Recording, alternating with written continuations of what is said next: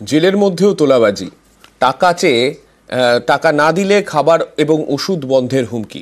চাঞ্চল্যকর অভিযোগ দমদম সেন্ট্রাল জেলে। তোলাবাজদের এই চাপে শেষমেশ আইনজীবীকে ফোন জেলবন্দির, যাতে কিছু টাকা পাওয়া যায়। কিন্তু জেলের মধ্যে কিভাবে তোলাবাজি চলছে, কার ইন্ধনেই বা চলছে, কিভাবেই বা জেলবন্দি ফোন করলেন, বনগাঁ পুলিশের থেকে রিপোর্ট তলব করেছে আদালত।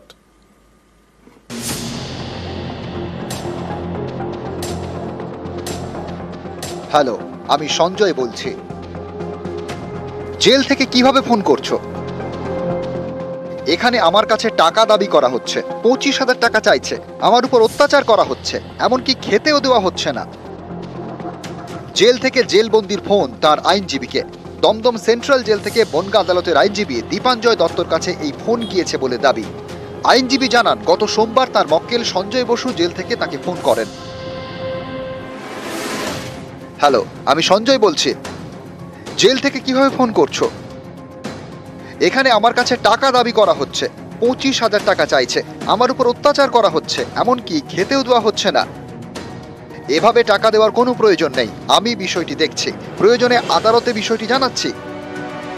এখানে সকলকেই টাকা দিতে হয়, তা না হলে অত্যাচার চলে। একটা ইউপিআই নম্বর দিয়েছে, সেই নম্বরে টাকা পাঠাতে হবে। আমি বিষয়টা দেখছি। এই বিষয়টি বনগাঁ আদালতে জানান আইনজীবী দীপাঞ্জয় দত্ত, যার ভিত্তিতে পুলিশের থেকে রিপোর্ট তলব করেছেন বিচারক। সাব কালেকশনার হোমের থেকে তাকে দিয়ে একটি নাম্বার থেকে বারংবার ফোন করা হচ্ছে এবং ফোন করে বলা হচ্ছে যে তাকে সঠিকভাবে খেতে দেওয়া হচ্ছে না, তাকে হুমকি দেওয়া হচ্ছে, ভয় দেখানো হচ্ছে। আমার ফোন আসে, পরিষ্কার বলা হয় যে 25,000 টাকা তাকে পাঠাতে হবে। আমি সমস্ত ঘটনা লার্নের এসিজিএম বনগাঁর কাছে এফিডেভিট আকারে জমা করি এবং এসপি বনগাঁ পিডিকে ডিরেকশন দেন ইমিডিয়েট রিপোর্ট দেওয়ার জন্য। জেলের মধ্যে তোলাবাজি বা হুমকির মতো ঘটনা এই প্রথম নয়। এই তালিকায় উল্লেখযোগ্য নাম বিষ্ণই গ্যাং। হুমকি, খুন, তোলাবাজি, বিষ্ণই গ্যাংয়ের বিরুদ্ধে নানা অভিযোগ। যে গ্যাংয়ের মাথা লরেন্স বিষ্ণই।